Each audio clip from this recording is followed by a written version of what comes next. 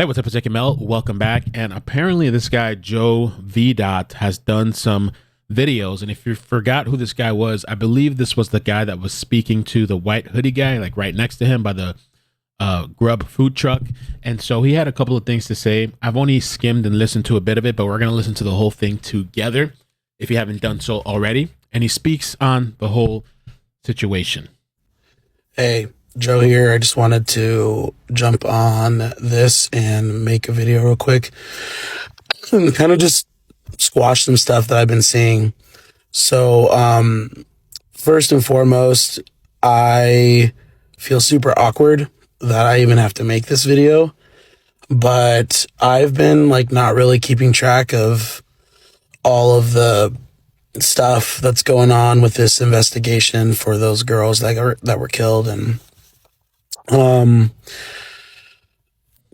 start off, like the very next day when they had announced the murders and when they had shown the photos, as soon as I saw the photos, I messaged the two people that were in that video that I was talking to, my neighbor and then another guy that we had met earlier that night who I thought was really cool. And we invited him to come with us to Grub Bus. And I was like, hey, weren't two of these girls at the Grub Bus with us last night? And they couldn't remember, but they were also very drunk and I was not. So I did have, there's a drink called a Larry Craig. And this is the same thing that when we read that article, he had stated himself that they were like very drunk, two girls, Kaylee and Madison. That's like a really popular drink over here. I did have one of those at Corner Club, but other than that, I was totally sober. So he said he had one drink, I guess, and that's it. So other than that, he was totally sober. Okay. They confirmed that those were the girls. The only reason I knew that it was those girls was because I saw the video that said, oh, they were seen at this thing. Because I actually called the police right away and was like, hey, I think I might have information. I just need to know like what was one of the girls wearing, because I remember one of them had like pink, because the one that bumped into me at Corner Club was wearing pink. But nobody called me back from the police, and I was like, okay, they're probably just swamped with information, probably whatever. But then when the video came out and people were like, no, those were the girls, and those two people were like, dude, those were the girls, I was like, okay, I'm going to physically go to the police station and talk to the police. I told the police everything I saw, which is different than what I think is going out there right now. And I was just waiting for food. I'm just like everybody else in town that waits for food at the Grub Bus. It does take a while. Everybody goes there. And so that was kind of the thing. It was like, no, if you're ending the night, you end it at Grub Bus. But other than that, I don't really have any like crazy information. I don't know why everybody's reaching out to me. I don't know why so many people are trying to spin things around. And so what I've decided to do is that I'm only commenting on things that are like ridiculous. So try and give clarity. But man, people are really turning this into something it's not. Sorry, I had to do this in two parts because there's a lot. And I'm also shivering. It's cold and I'm in my truck. Yeah. So it's good to give the context about shivering, because who knows what these people would have said. Oh, he's on something, he's on substances, blah, blah, blah. Address a few things specifically. One being the news article that came out was the first person that I actually like talked to with the news media. A lot of media outlets have reached out to me, and I've just ignored them because I just was like, man, I just was waiting for food. Like, I have nothing to add. I've given all the helpful information I can to the police. It would make zero sense for me to give any more information to random people. But these rumors that are going around were just like crazy. And I didn't have a bad vibe from the guy that people were dragging through the mud. I don't know if he did it or not. I don't know. I'm just saying, like, he's talking about the white hoodie guy that he was standing next to, the Jack S guy. I could speak to the vibe I got from him, which was all people really wanted to know at first anyways. And I thought he was fine. Now, the news outlet that I talked to, I mean, he really embellished some stuff I said and added his own words to things and kind of changed the verbiage. I wasn't defending anybody. That's one thing he said. I wasn't defending him. I was just saying people need to stop spreading rumors because that could ruin his life. What if he's innocent? It would ruin his life. The other thing he said is that I noticed him come in with the girls. I didn't notice him come in with the girls. I didn't notice him till I cracked the joke to the frat guys because I thought it was ridiculous that it was like freezing outside and that guy was in a tank top. So that's a good clarification. The article did say that, but it was very unclear. People were wondering, did he come with those girls? Did he not? Because they had come or walked in the area at the same time. But at least to his perspective, I should say it this way, he didn't personally see them come in together, I guess. So I just made a joke because that's how I make friends. I don't know. But that's when the guy chimed in and I noticed him. I didn't notice him until that moment. When I was at Corner Club, when I said ew, some people were like, "What? That's such a weird thing to say. Why would I?" That's what you say when you're standing talking to friends and somebody really drunk, like they smell drunk, they're bouncing around. And they even smelled drunk. Wow.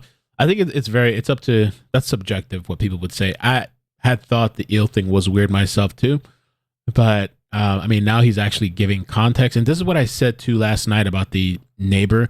When you're talking to these news outlets, I know regular people that aren't in media aren't going to know how to do that, but a lot of the times they're going to clip things, they're going to take these small little snippets and nobody's going to know really any kind of context. Either post your own thing or record yourself in case you need to, back yourself up, whether, just publicly or even legally.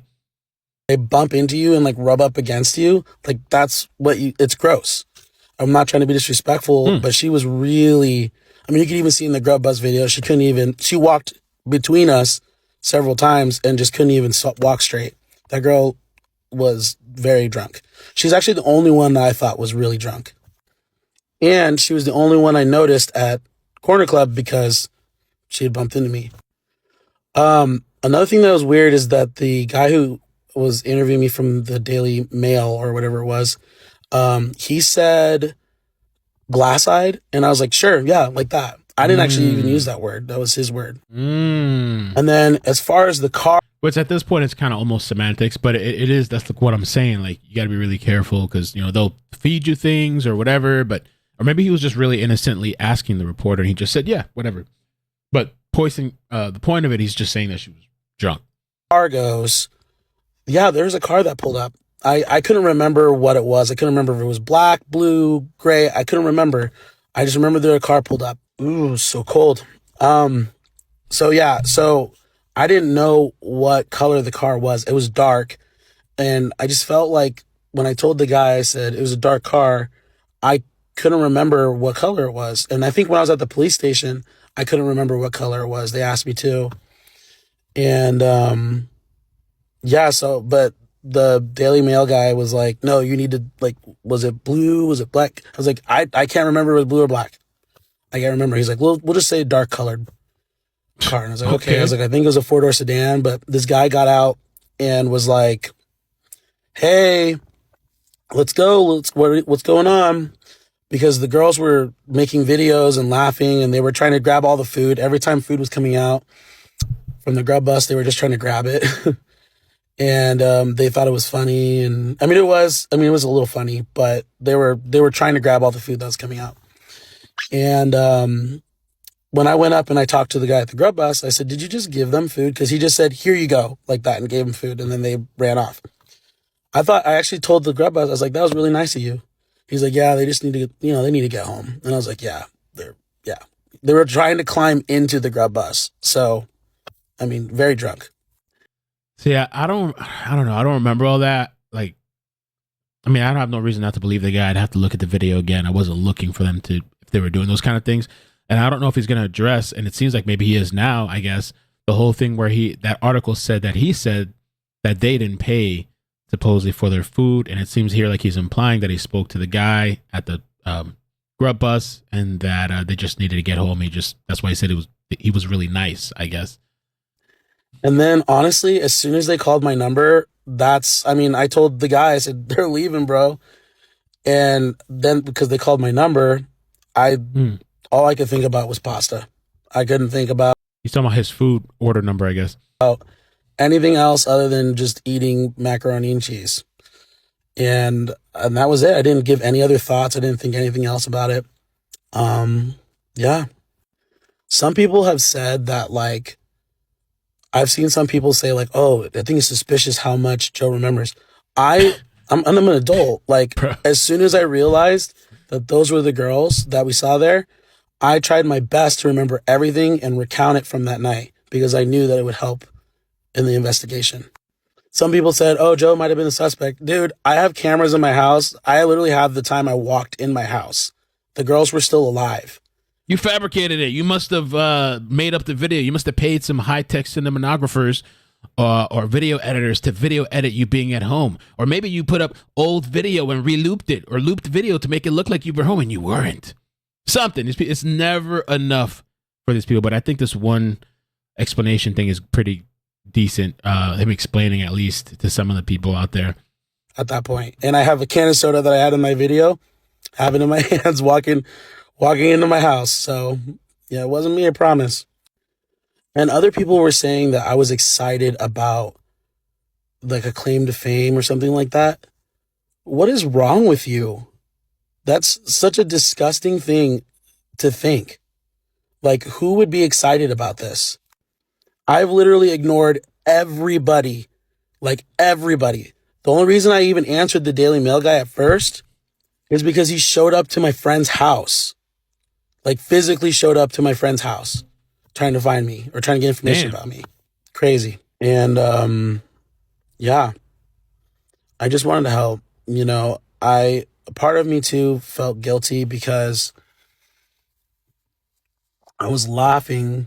I kind of laughed at the girls, you know, watching them be drunk because, I mean, let's be honest, anybody that lives here, the whole reason that the Grub Bus has a Twitch stream is because the people, I call them zombies, but just kind of like because they're just people come from all walks throughout the night.